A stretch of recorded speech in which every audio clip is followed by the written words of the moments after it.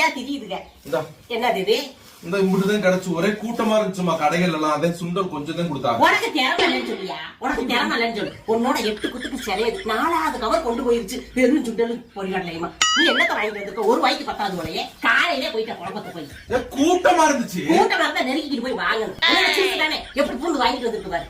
அதுக்கிட்ட பார்த்து பட்டா கூட உனக்கு தெரியாது. வாங்கிட்டு வந்திருக்கு. ஒரு முடக்குக்கு 10மா இதெல்லாம். நீ எனக்கு கடைவீதிக்கு போய் திரிஞ்சேன்னு சொல்லி பேருக்கு.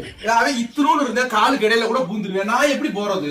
நீ பெருசா தான் கீழே பூந்தா நீ மேல பூந்து நீட்டணும் இல்லையா? கை எதுக்கு இருக்குது? எனக்கு கொஞ்சம் கொடுங்கன்னு நீட்டு தானே கொடுப்பாங்க. நீ ஒரு கடையில நின்னுக்கு இப்படி வாயை பார்த்துக்கிட்டு இருப்ப அடுத்தவங்களை. அதையும் நீ வாங்க முடியாம வந்துருக்க.